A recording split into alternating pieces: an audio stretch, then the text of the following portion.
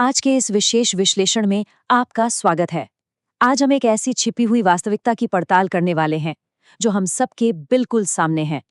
क्या कभी इस बात पर गौर किया है कि कैसे हमारी जेब में रखे ये छोटे छोटे उपकरण चुपचाप हमारे भविष्य को एक नया ही आकार दे रहे हैं? सच कहूं तो यह अब सिर्फ एक तकनीकी मुद्दा नहीं रह गया है। यह सीधे तौर पर हमारे सपनों और हमारी सफलताओं को निगल रहा है। जरा सोचिए, क्या इंसानियत का सबसे बड़ा दुश्मन आज चुपचाप हमारी जेब में बैठा है? आज लाखों लोग अपनी लड़ाई किसी गरीबी या खराब किस्मत की वजह से नहीं हार रहे हैं। बिल्कुल नहीं, बल्कि वे उन मोबाइल स्क्रीन से हार रहे हैं जो धीरे धीरे बिना कोई शोर किए उनके सपनों को खत्म कर रही हैं, और उन्हें इस बात का एहसास तक नहीं है। तो चलिए सबसे पहले बात करते हैं उस खतरनाक जाल की, यानी स्क्रॉलिंग कैसे हमारा समय चुरा रही है। ये हम सबके साथ होता है ना? सुबह आँख खुलते ही बिना कुछ सोचे समझे बस 5 मिनट के लिए इंस्टाग्राम या यूट्यूब शॉर्ट्स खोल लेते हैं, और फिर वो 5 मिनट कब बड़ी आसानी से एक पूरे घंटे में बदल जाते हैं, पता ही नहीं चलता। ये कोई छोटी बात नहीं है।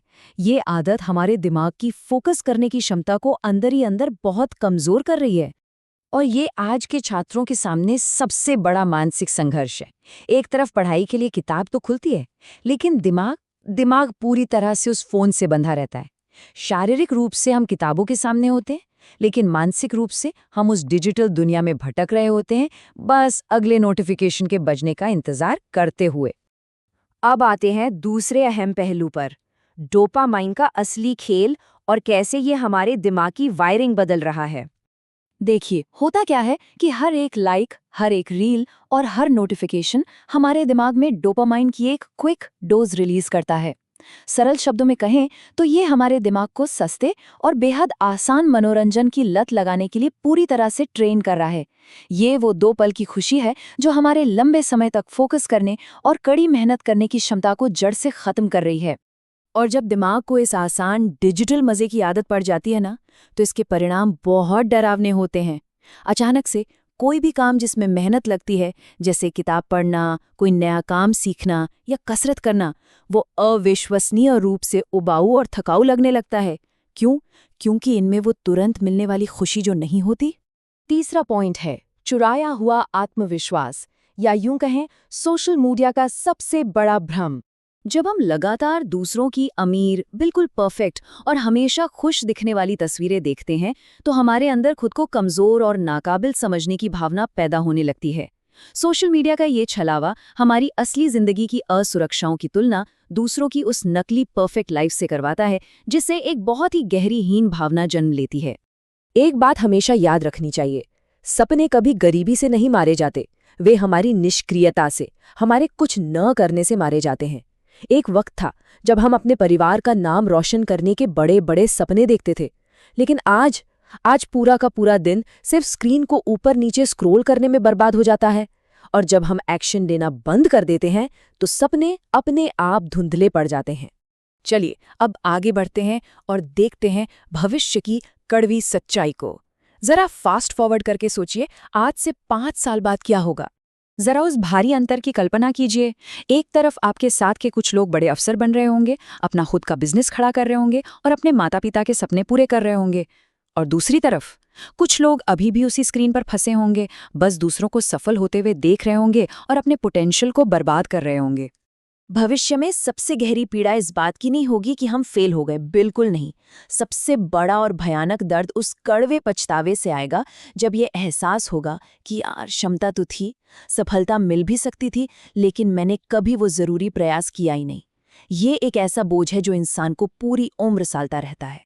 लेकिन सुनिए, सब कुछ खत्म नहीं हुआ है। बदलाव के साथ नियम हैं जो आत्म अनुशासन का एक पूरा रोड मैप तैयार करते हैं। तो शुरुआत सुबह से करनी होगी। सुबह उठते ही पहले 1 घंटे तक फोन को हाथ भी नहीं लगाना है। दूसरा काम, उन सभी गैर जरूरी नोटिफिकेशंस को अभी बंद कर दीजिए जो आपका ध्यान भटकाते हैं। और हाँ, सबसे अहम बात, जब भी पढ़ाई या कोई जरूरी काम करें तो फोन को दूसरे कमरे में रख दें।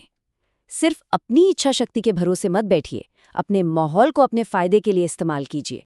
इसके अलावा सोशल मीडिया के लिए दिन में सिर्फ 1 घंटे की सख्त लिमिट तय करना बहुत ज़रूरी है। उस खोखले डिजिटल मनोरंजन को छोड़िए और असली दुनिया में मेहनत करके कुछ हासिल करने की खुशी ढूंढिए।